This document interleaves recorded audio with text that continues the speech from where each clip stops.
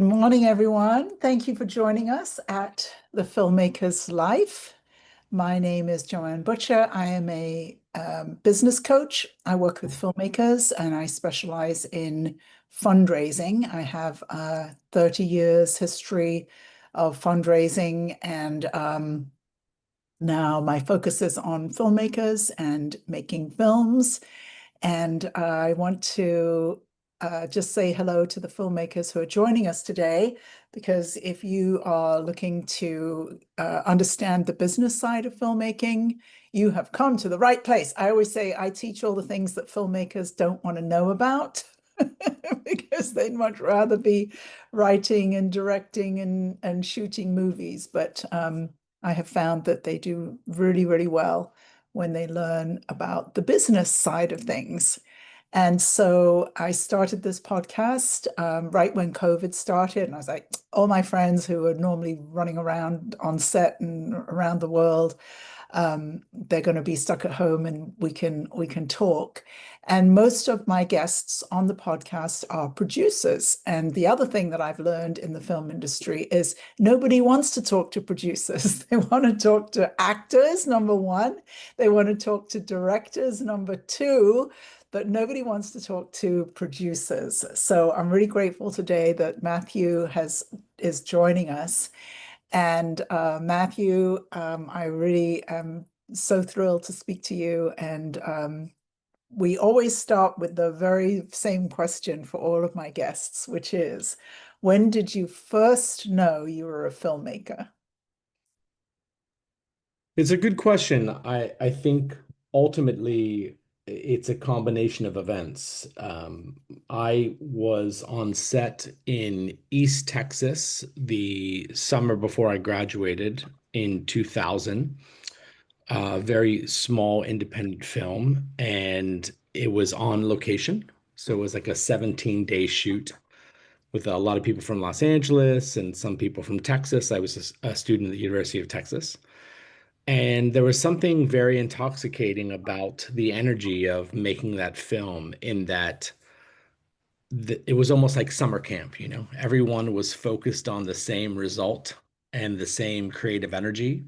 And in spite of the film has never come out, it's not, I imagine even if it did, it wouldn't necessarily be a good one. But nonetheless, I was a PA and a grip and did kind of filled all kinds of roles. And I just really loved the experience. And around the same time, I was graduating from Texas with a theater degree. And I Ah. started thinking about all of my formative experiences as an artist or as an audience member, and realized that in spite of me believing that theater can be transformative and consciousness raising, I, up until that point, had never seen a truly great play. And I realized that that probably was because I hadn't spent enough time in London or in New York. And then I started thinking, well, what does that mean? What does it mean that I'm a graduate of the biggest theater school in the country at the time, and I still haven't seen a great play? And what does that mean in terms of the audience and the rarefied air of being able to afford to go to Manhattan or London and see a great play? And of course, there's great regional theaters in the United States and around the world. But I realized that all of my experience as an audience member were driving me really towards cinema, and that the formative experiences I had watching things like Star Wars, or my grandmother who was Sicilian narrating The Godfather for me, or those types of experiences led me to go to Los Angeles. I had an internship at the Mark Taper Forum, which is a very strong regional theater. And I went to the interview and decided, you know what, I'm going to go to LA and just make movies and try to figure it out. I have never heard anybody talk like this about theater. I definitely started out in theater and not only theater, but I'm a Shakespeare fanatic. And I don't, and now that you're bringing it up, I'm thinking, so when did I finally let go of theater and go towards cinema, Um, but that's very interesting that you said you had never seen a good play. Do you think you have seen a good play at this point in your life? When I say a good play, please Mm, don't misunderstand me. I mean, I was a student of acting and directing at the highest level in the university, not in the master's program, but there was a master's program that was connected to the BA, BFA. mhm, What I mean is the type of play that changes you, you know, mm, the mm. way that a great film changes you. And I believe that there's an argument that the top 1% of theater is as strong as the top 10% of film. I just have never seen it. I know Uh-huh. it exists. Yes, You yes, know, I yes, just haven't been in, there's a communal experience, I spent some yeah, time in another life, in the nightlife as well, in a dance club, or there's a type of communal experience that's yeah, consciousness raising yes, that can happen. And it's, I think, unique to cinema outside of being in the cinema with people, in a packed house where everyone's feeling the same thing. But I just really started thinking about what does it mean that an audience has such a difficult time being a part of that? And doesn't that mean then in turn that we should be focused on connecting slash communicating with the widest possible audience on an individual basis, A, mm, and B, I think to this date, lots of people will always say that um, other art forms are coming for cinema. But to this day, I think it is the greatest combination of human art in terms of what it puts together on a broad canvas. And when you experience a moment like I have in watching movies, it really justifies, I think, existence at some level. And that's what ultimately drives me. I think the other thing that I'll say about plays, which I've directed as well, um, you have time, right? Like you have rehearsal time, you have time to solve problems. And when you're making a film on a particular day of shoot, you might have 15 minutes to make a decision that literally can either save or tank a day of shoot. And there's something quite exciting and enthralling and invigorating about that. And also, I think it demands a particular level of calm and zen that is also important in your everyday life, yeah, yeah, and that I think is special about it. So in East Texas, when I was on set, doing night shoots, doing day shoots, and figuring out how to solve problems, and even at a very low level, I think it was a $250,000 film. Um, it really it meant something to me, the idea of everyone coming together and trying to achieve a creative goal. And that drove me ultimately to Los Angeles and trying to understand how movies get made. I just love how you're speaking about this. And I feel as though when you were saying about cinema being I don't know if you said highest art form, but the art form that I think brings the most things together, and I also believe that the producer is the one who is doing all of that, bringing everything together. And I taught a class on Monday called I Need a Producer. And I think people were sort of surprised at thinking about producers in ways that they perhaps haven't thought about them before. But to me, the producer is the one who has the most art forms or the most creative pieces to bring together. And some of those creative pieces also include things like business and accountants and lawyers and I think I think what's true about being a film producer is number one, most people don't know what a film producer actually does. And number two, I think that it's very easy to be right brain, left brain, which is fun and interesting, right? It's the yeah, connection of art and commerce, yeah. and you're able to go back and forth in those two fields, which is fun and interesting and challenging. Yeah, I think that's great. Right brain, left brain. I've never heard anybody else talk about that. I talk about that. I say to my clients, rest your right brain for a little bit, put the script down, and go create some marketing or something. You know. Yeah, you need distance.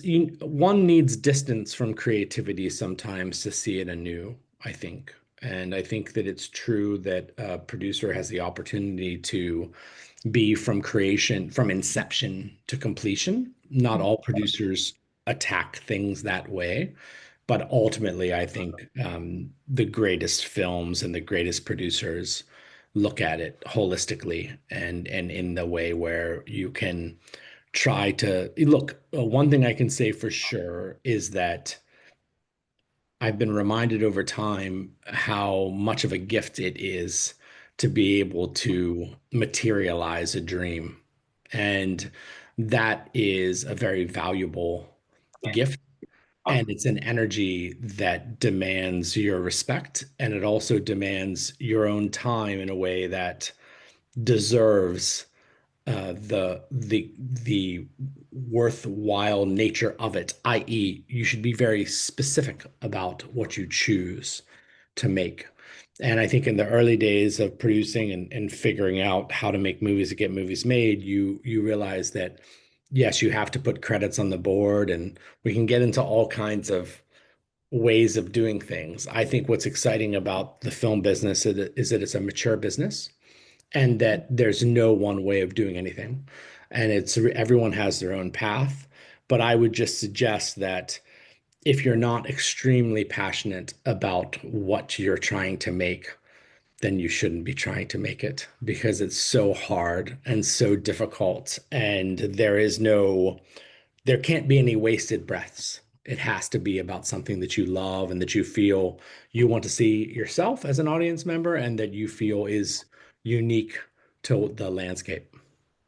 When I looked at your IMDb page, it seemed to me that your earliest films were around science fiction, or is that true? Am I correct in that? I And was think I think what's true is that first of all, just like I said, right? Like at some level, you have to learn how to make films. I think the business has changed. I think when I was coming up, our first film was quite a gigantic film in Bunraku, which was Demi Moore and Woody Harrelson and Ron Perlman and Josh Hartnett. And we were kids, we never expected to make a film at that level. And, I used to literally drag my chair as a kid to watch Cheers and watch Woody Harrelson and to see him talking about our movie in Romania in a hotel bar was one of those experiences that is very difficult to comprehend. That was a big movie. I think because it was a big movie, it was a learning experience. And I think it was a genre bending movie. And I think that the earlier part of our career, we spent a lot of time focused on genre bending films. And those are the types of films that I'm most excited about as an audience member. But one thing that's really important that everybody understands is that they're extraordinarily difficult to make. And even if you make them very well, they're even more difficult sometimes to market and to sell. Mhm. And you don't think about those things, right? Because to have the type of transformative success where a movie breaks through and achieves cultural consciousness, especially in a genre bending film, I think is quite challenging. And I think we were learning. So the first one was kind of a genre bending mashup of martial arts films and spaghetti westerns and samurai films. And then the second one was an apocalyptic dramatic Before thriller. Go ahead. before you move on to the second one, so I Yes. really like to talk about first films because I think that a lot of times my audience wants to make their first feature. And by the time we get to your 20th film, we're kind of beyond, where they are. And how was it that, as you described yourselves, a bunch of kids could get to make Bunraku with all of those stars. How did that happen? How did you pull that off? Well, first of all, it was a co-producer credit. So it's important that everyone understands that it was, though the movie was ultimately financed and produced off of our hard work, I was still, late 20s, early 30s. So it wasn't a capital P producer credit. But what is true for sure is that we did something that was completely crazy in that we raised about seven figures or low seven figures, and we chose, as opposed to using that to finance a film, to go into advanced pre-production and build pitch materials on a parallel timeline. um, One thing I will say that I think is extremely important for everyone is that, in my opinion, what really gets a movie made is two things. One, that you're ready to go into pre-production tomorrow. Mm, If yeah. someone says, like, budget, schedule, locations, like, there is no limit to the work you can do in order to be able to go tomorrow. Meaning, someone strokes a check, you're ready. You don't wait for money. You don't wait. There's that work is your work. So we were ready to go. And the second thing is that there is a tangible feeling in the room that if they don't say yes, someone else is. This train's moving. So they should be so lucky, is really kind of the energy. And that energy, I think, comes from hard work. Um, I think that Bunraku was a unique experience because we took 300 pitch meetings all around the world, from Cannes, Berlin, Los Angeles, London. And by the time that we were in meeting 295 to 300 with the heads of studios, you weren't going to beat us on our movie. There wasn't a question that you could ask that we hadn't talked through ad infinitum and had the answers for. And quite arrogantly, people who are very busy have an hour or 90 minutes for you. Like, how could they kick our ass on our movie? And that feeling kind of won the day. And I think that ultimately we had a deal with New Regency, which is where I started my career at, and Fox Searchlight. And then we met a gentleman who wanted to finance the entire film with private equity.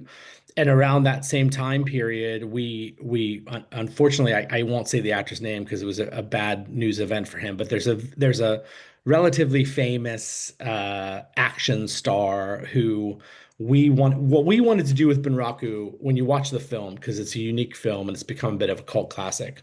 What we wanted to do was something like Cirque du Soleil, and we wanted to have the perform really, in many ways, what ultimately, in a very different way, because it's a very different action style, what John Wick has done, right?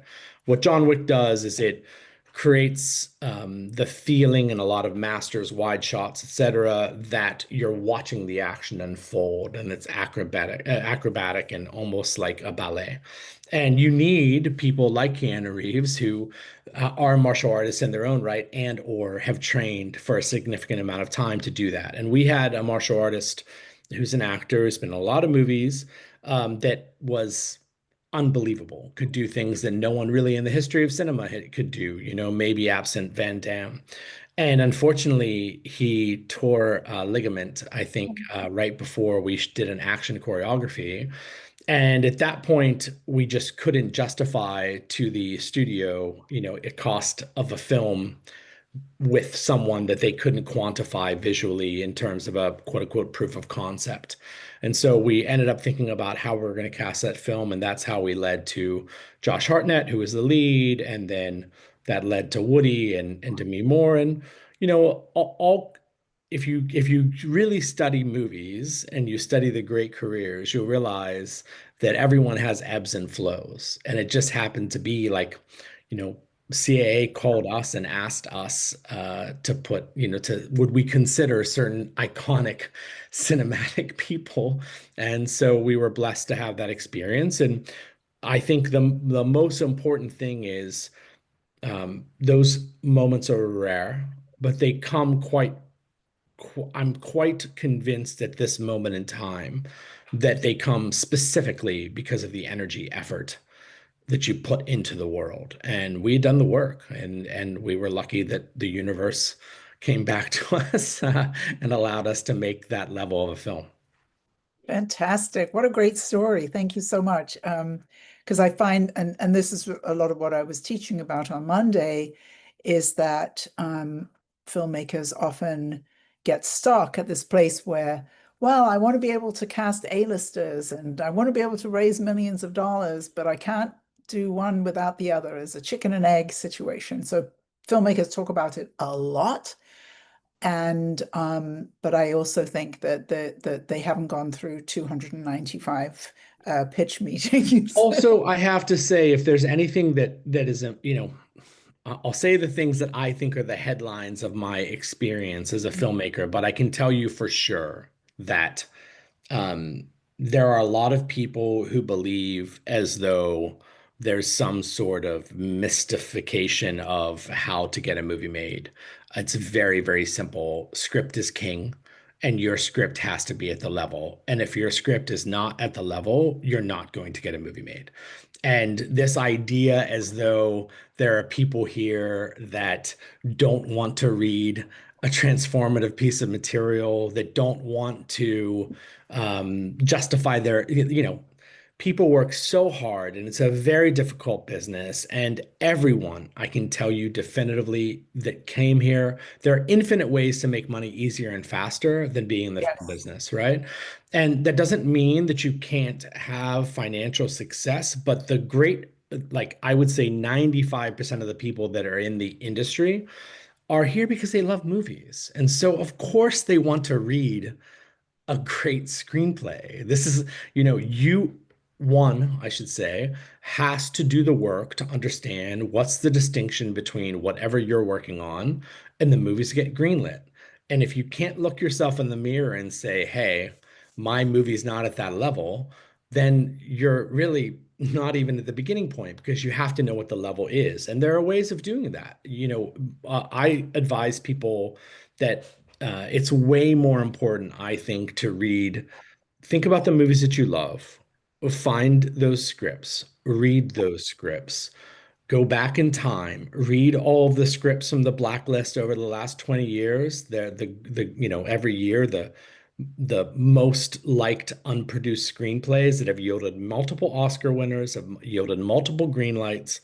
I'm talking about in the hundreds, and read them.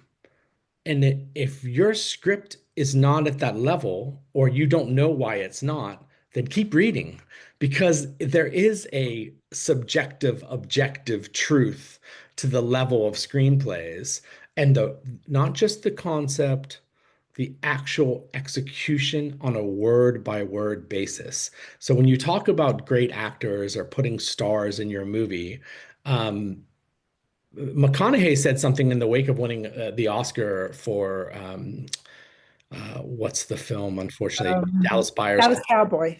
Yeah, Dallas Buyers Club, I think. Dallas Buyers. And yeah, it's a great film.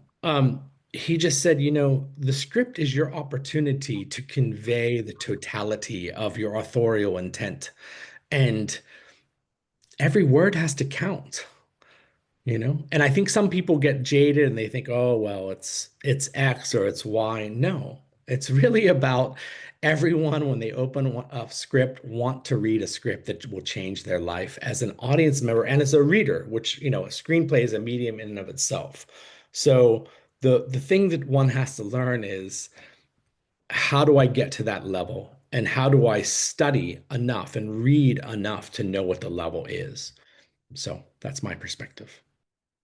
That's fantastic. And when, because you really have a lot of films that you have produced, um, that Bunraku seems to me as though that was a real turning point in your career.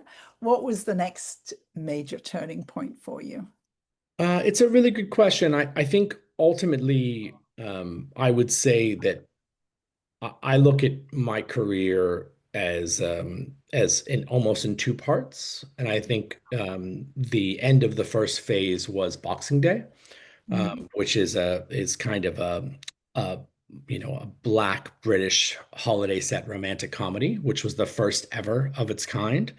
And I think that film was really important because it was made through the British studio system with Film 4 and BFI and Warner Brothers, and had a wide theatrical release in the UK in 440 theaters. And you got to see the marketing, you got to see your film playing, the trailer playing in all the tube stations. And it was one of those moments where it felt like, oh wow, like we had worked to get here, and that it spoke to the type of process that I wanted to make with the second phase of my career.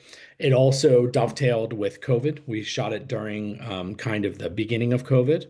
And I felt like it was a good time to take a pause because I think filmmaking is very intimate. This is another really important thing you should hear. Um, if you don't love the people that you're working with, and when I say love, I mean literally love, and you haven't tested them in high stress environments, or you have the inclination that there's something off about them, or that maybe you won't vibe with them in the most stressful of circumstances, run. You're right. Trust your instincts. You have to be with people in the trenches that you love and that you care about, because movies are so hard to make. And inevitably, if you get to make them at the highest level or even the near highest level, it's a grind. I don't think people that are, um, quote unquote civilians that are outside of making films understand how hard the work is. If you really want to make a proper movie, the last movie we made, which was made at a very high price point in the standard of the business at the moment, we did, I think, 5 6-day weeks and 4 6-night weeks in a row.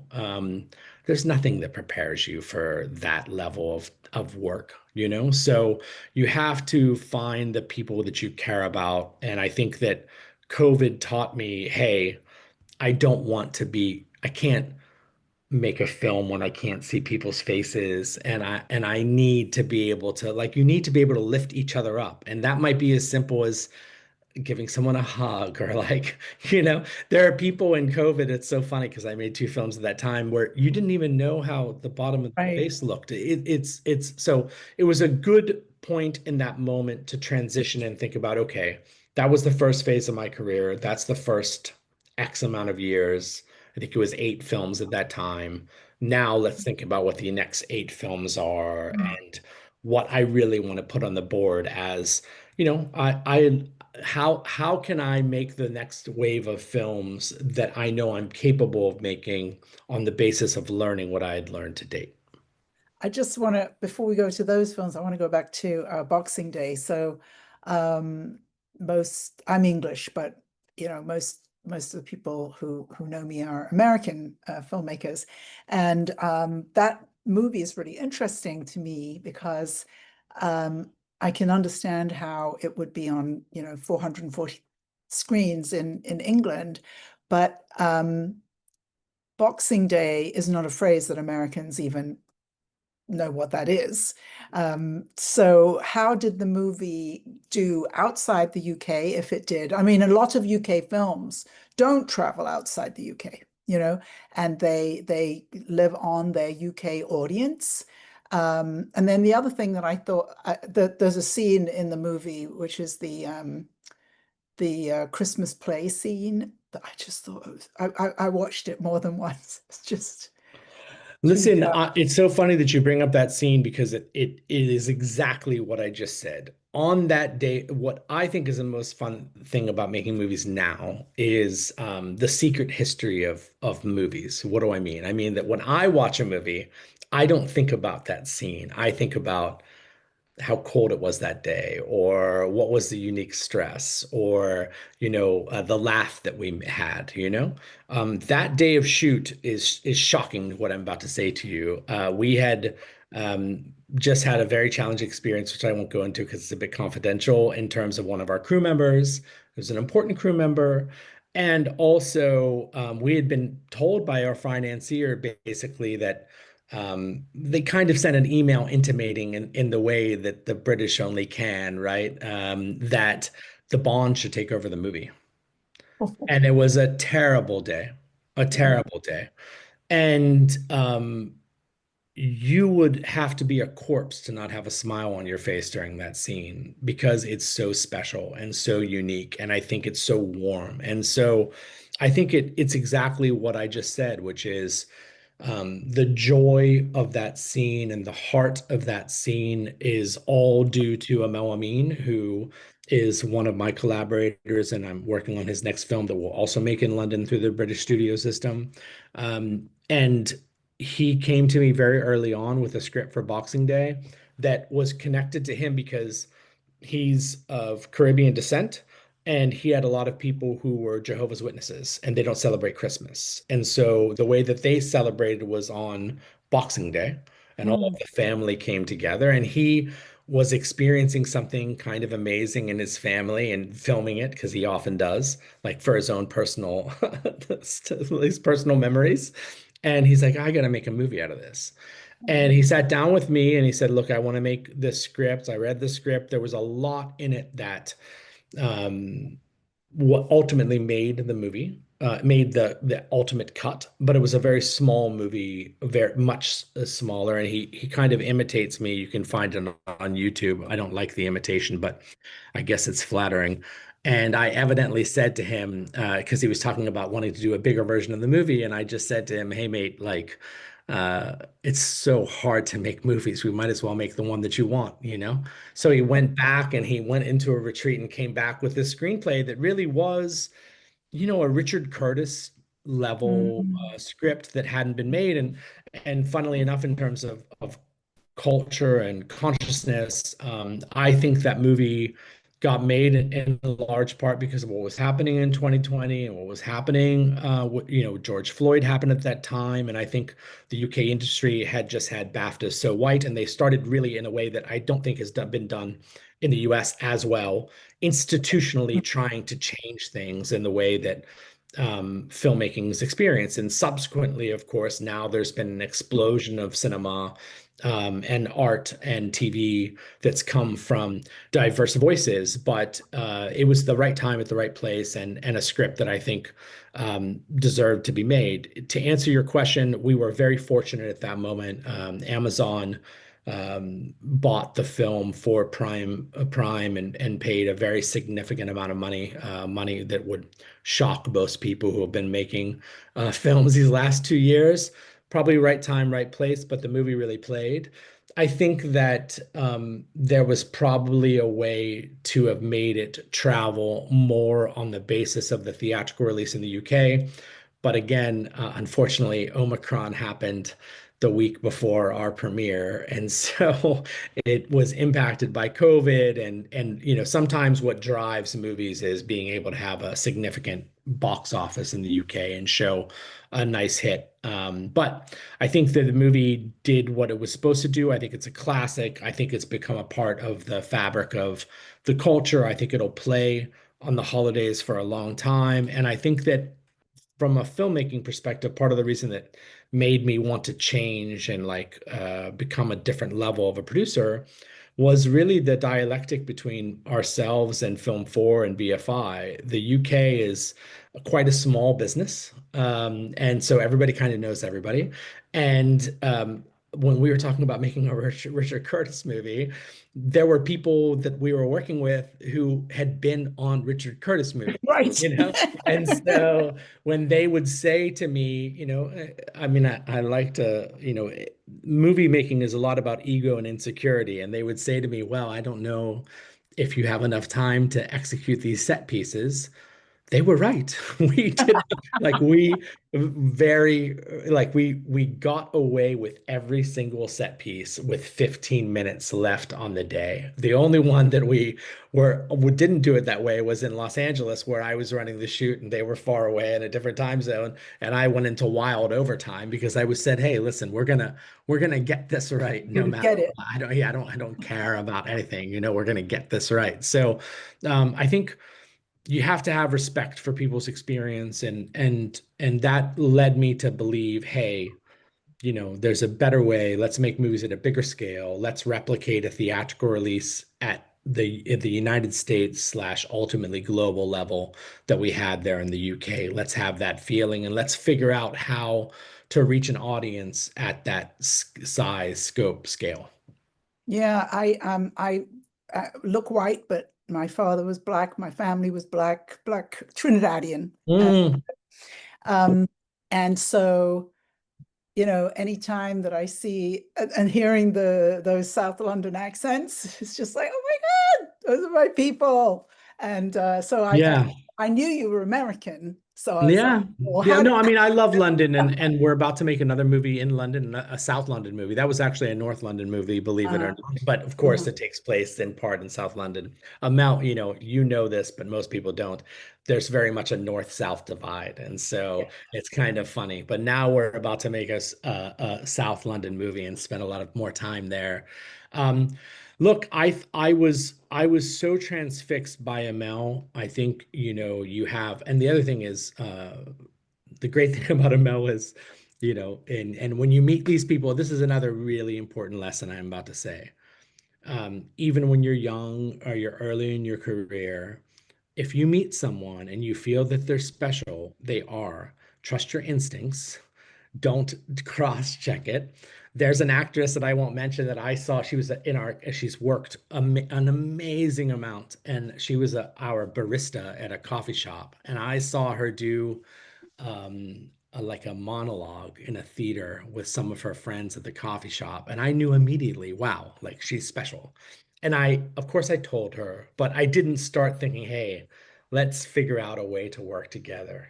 And so when I sat with Amel, the charisma is just so off the charts. And I knew, hey, I don't have to do much here. I put this guy in the room, and it's over, which is nice. It's rare, but it's nice.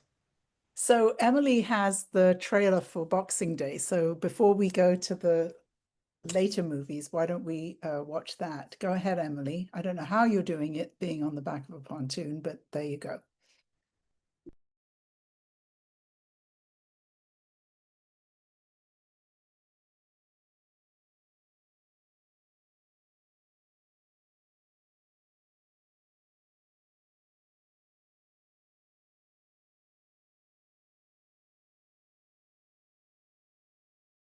There's no sound, Emily, or is that?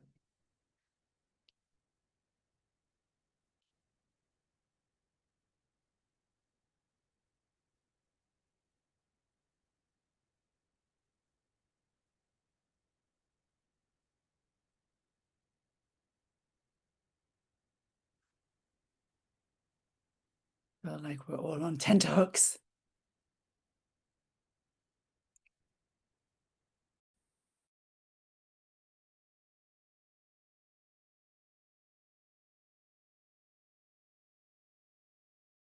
What do you think?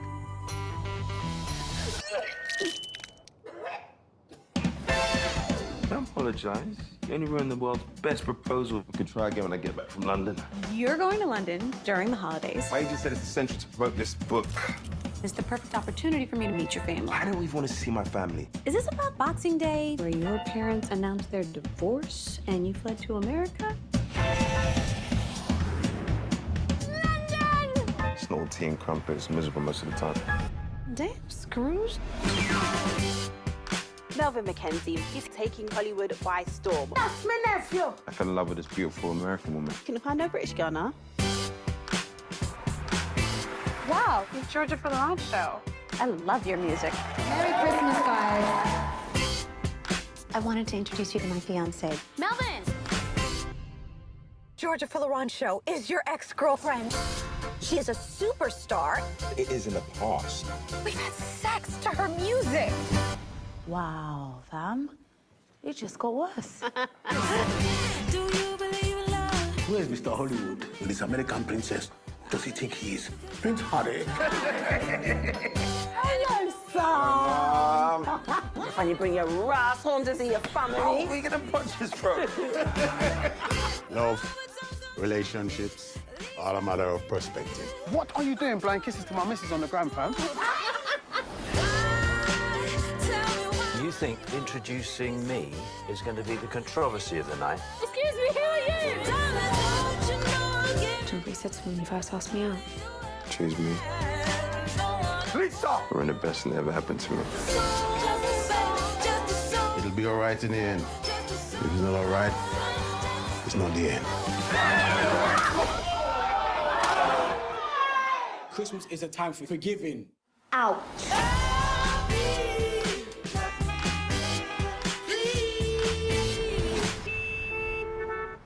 Bruv, them things don't work no more. Sorry, mate.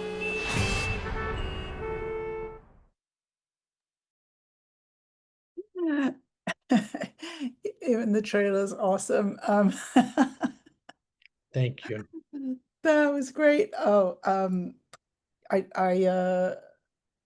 I don't really feel homesick very much, very often. I live in Miami, but when I hear those accents and I'm reminded of my childhood, then I miss it. So thanks for that. It's a special place. It's the type of city that I think is, it's my favorite city in terms of a city. And I think that I think it's a tough city, but I think it has, I think it's the type of place that really drives culture globally. And I think that I think, as an American, as a Yankee, making another film there is very exciting because I had to, and this is something that I think is fun about making movies around the world, which I've been very fortunate to do. I try to embed myself in a place with just a handful of Americans and learn what it's like to interact. But there's something about there's something about the English, the British, and so we can get into the distinction between those phrases that I think is really exciting when it comes to art. And I think that one thing that's really important and speaks to what I said earlier about the technical aspect of screenwriting / reading.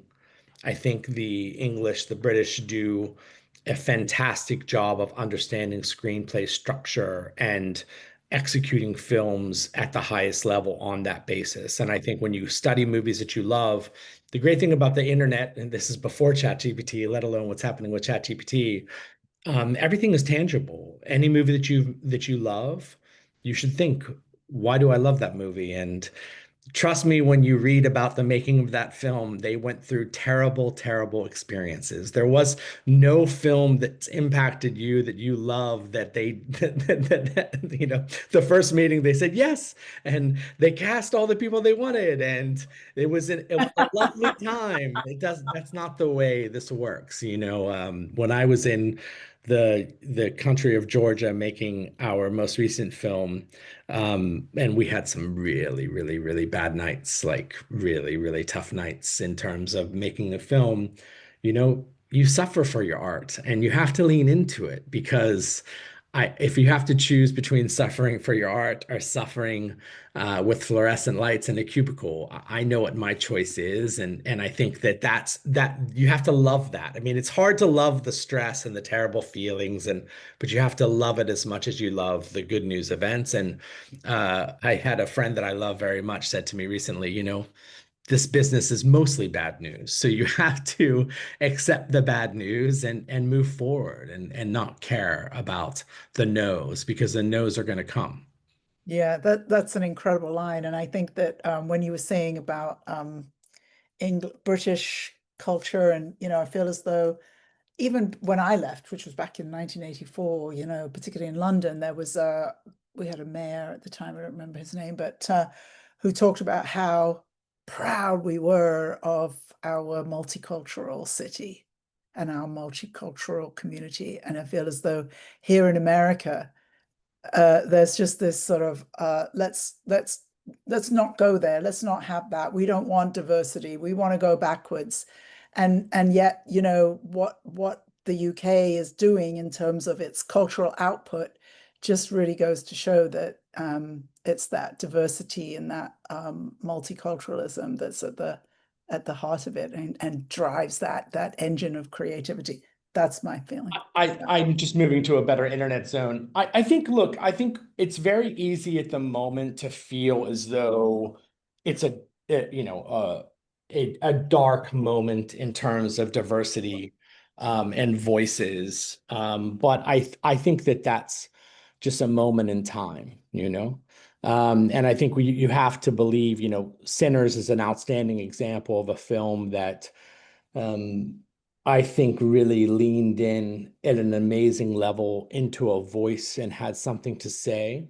And again, like, you know, if you study his work as an example, he's earned that, you know, and his work reflects that. So I would like to believe, and I'm a natural optimist, but I would like to believe that there's always a cycle that comes back. You know, when you think about Bill Maher, he used to have a show called Politically Incorrect. It was because it was a reaction to political correctness and what has been now the phrase woke has been co-opted. But there's always going to be a time for a specific POV and lens that tells a story in a unique way. Right. And I think that it might feel right now as though the the moment says, well, you know, before it was DEI, it was critical race theory, which of course is another phrase that is not really, doesn't really mean what they pretended that it meant. But I think the thing that matters most is, can one objectively look at the work they've made, that they want to make into a movie, and understand why it's as good as anything else that's out there, and also try to put their own unique cultural lens on it. And when an audience feels that, I'll give you an example. I was thinking earlier today when we were talking about moments, right? My first year in Los Angeles, I was working at New Regency, and I was going home to Pennsylvania, which is where I'm from. And I am ashamed to admit I had a big night before the flight, and I missed my flight. And I was left alone on Thanksgiving for the first time in my life, you know.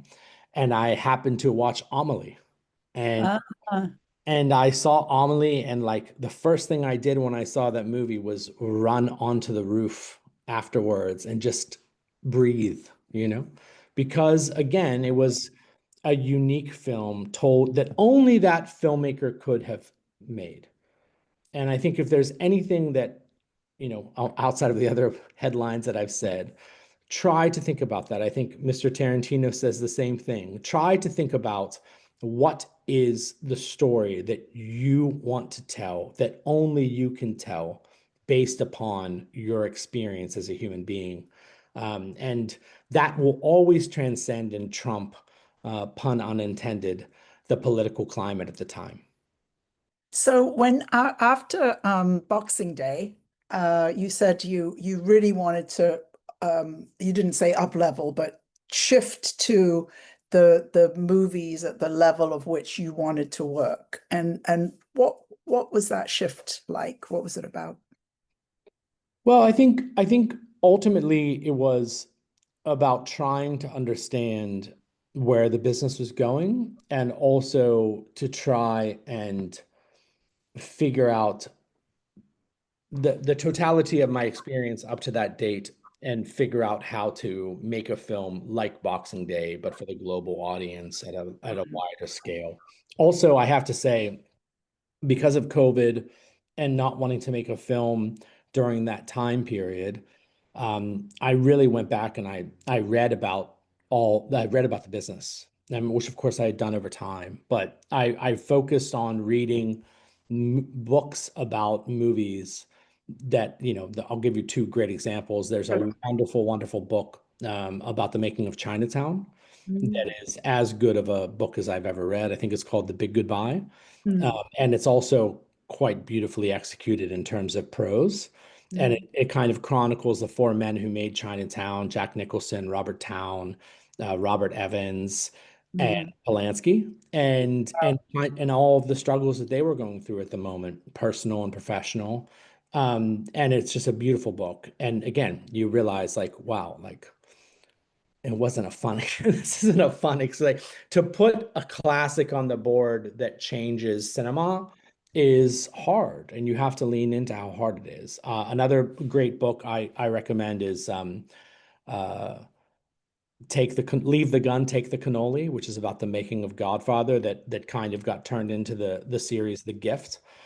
So it was in that period where I started thinking about, okay, well, what type of films do I want to make that can get to that scale and that can kind of usher in the next phase of my career? And Hotel Tehran was the one that we chose to focus on, and primarily because it felt like it could achieve that. And some things that Amel taught me as a filmmaker was that it was quite designed. It's not easy to say, oh, well, we want, it's a genre bending film, but within the confines of commerciality.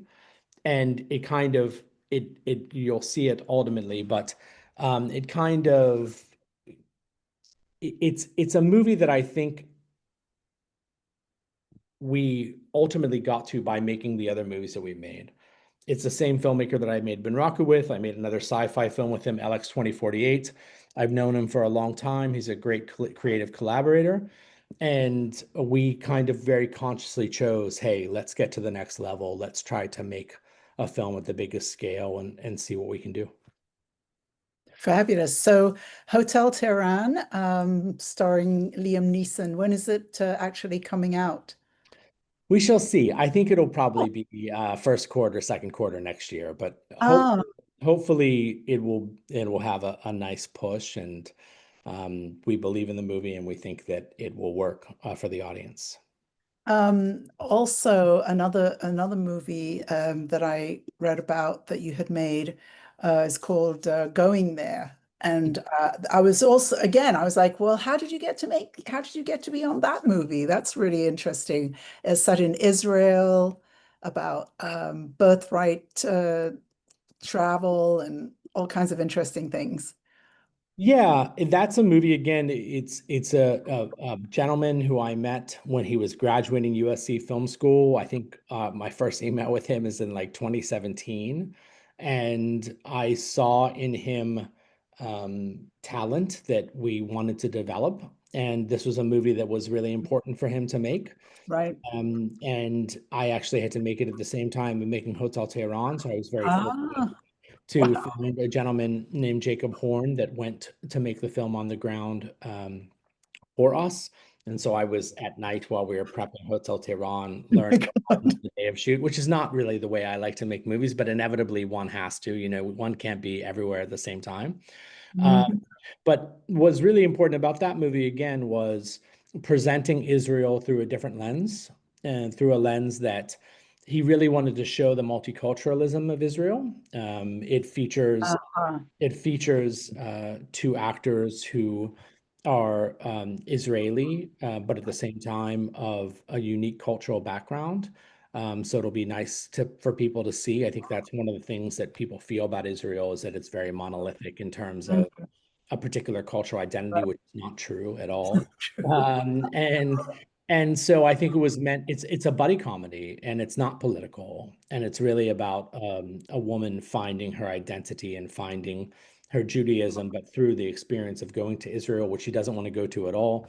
She just goes there to chase a boy, and she finds a friend in a wonderful actress who is of unique descent in Israel, that I think will again reflect a surprise for the people in terms of understanding Israel and the beauty of the place. And it's a charged political time for that story, but I think what I love about it is that it is so apolitical and really is just about people and the human condition. People having fun. Yeah, people finding themselves through discovering Israel and discovering themselves at the same time, like Eat, Pray, Love, or other movies like that, Yeah. I wanted to see if anybody has any questions because I could keep asking questions all day.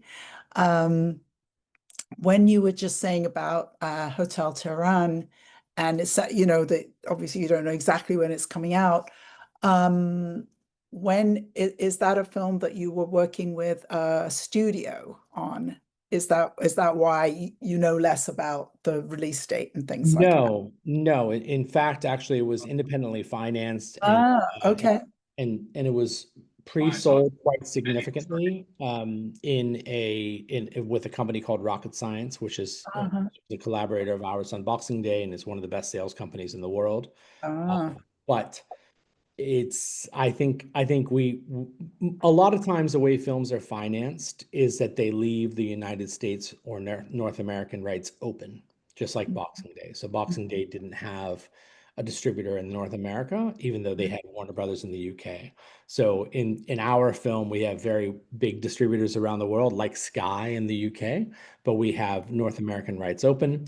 And there's a lot of people that we're talking to right now about the movie, and let's hope. Please go see Naked Gun. I think it will be a good movie for Liam, and I'm looking forward to seeing it. But I think that will be a good moment for us as well. To answer your question, I think it's exactly the type of film that really could have / should have been made through the studio system. But this is a really important aspect, I think, of when people think about, I used to get a little offended when people would say an indie producer, right? But to know your terms, independent means financed outside the studio system. That's the definition. And also, the problem with the studios is that it takes forever to do anything, So if you go through the studio system, even in different places around the world, you have business affairs and you have legal and you have deals, and those people aren't plucky and aren't driving things in the same way because they have a lot of volume. And so in the future, I think the best way of putting films together is to try to find movies that are commercial and that have something to say and that are unique, and build them through the international sales model and then flip them back to the studios. I think that's the best way of doing it. And I think the biggest sales companies do that. Film Nation is a great example. A lot of films like Honora, who just had a wild success and won so many Academy Awards, were financed independently, didn't have distribution. So it's just a question of how you should have distribution. This is one other really important thing about this. Yes. A lot of the movies that are financed sub $5 million in the early stages of people's career have not passed the market test. And what that means is that the business at some level has not verified the quote unquote value of a particular movie. And so what ends up happening is the filmmaker, their cousins, daughters, friends, uncle puts money into the film for a budget that is probably more than what the film is worth. And then they lose money on that film. And then also it fries those investors for everyone else, Right. and the business gets a bad term. But it is important that you understand that your film should have enough commercial appeal to justify its budget one way or another. In the case of Hotel Tehran, we had a very significant amount of pre-sales, enough that showed, hey, this movie has objective commercial appeal. And whether you choose not to sell other territories or other rights because you want to wait and show, another funny thing about the international sales business, if you ask sales companies, hey, out of the 100 movies that you've sold, how many movies exceeded your expectations? They can count them on their hand, right? So sometimes you want to be able to make a film to show people that the execution of your imagination is greater than theirs. But that doesn't mean that you shouldn't test yourself, because the last thing you want to do, I have a very good girlfriend who made a wonderful film that premiered at a great film festival and is about a bit of a charged topic. And she's having a very hard time selling the movie. And you don't want to be fighting to make a movie for 2 years at least, then make the movie for another year, then fight for another 18 months to try to distribute a movie that doesn't have commercial appeal. You want to learn that at the beginning, and then it test yourself. And if that movie doesn't, then you move on to the next one. You use it as a way of testing yourself in terms of what the audience wants. That's so great what you just said. I wrote this book, and I have this process, and in the middle of the process, the letter C is calculate the value of your film. And I find that for most filmmakers, it's the last thing that they've ever thought about. They've never thought about that. They've thought about what my budget is and how much I want to spend. They've thought about, well, I hired a line producer that told me what the budget was. And I'm like, yeah, based on what? You know, well, I've got financial projections based on what? You know, based on what is the best question you can ask yourself on everything. It's a fantastic question, and it's these are the hard conversations you have to have with yourself. If you want to have a long career, and as a filmmaker, as a director, writer, director, filmmaker, the best thing you can do is reverse engineer your budget based upon what the objective commercial appeal of the film is. You know, there's a company called New Image Millennium that is really iconic in the history of the international sales business. And if you go and you study them, you'll see that they went from making movies like, you know, I'm paraphrasing, like Sharkman and, you know, like really terrible low budget films, sub 2 million, sub 1 million, to making The Expendables and The Hitman's Bodyguard and some really, and Olympus Has Fallen, you know, big genre films that did hundreds of millions of dollars of box office. And the way they did that was quite literally, they never made a movie for more than what they could sell the movie for. They sold the movie for X and they made the movie for X minus 20%. And they did it over and over and over and over again until such time as they took a jump. And when they took a jump in a massive way, and great credit to them. Fantastic. What a great note to end on. Matthew, thank you so much. It's been an absolute pleasure getting to know about you and about your work. Can't wait to see the films that are coming out in the future. Can't wait to follow your career as you grow even more, I'm sure, because fantastic. I look forward to reading your book. Thank you, Joanne. Thank you. Nice to see everyone, and keep working. Thank you. Thank you so much. Bye-bye. Have a fabulous day. Thank you for your time.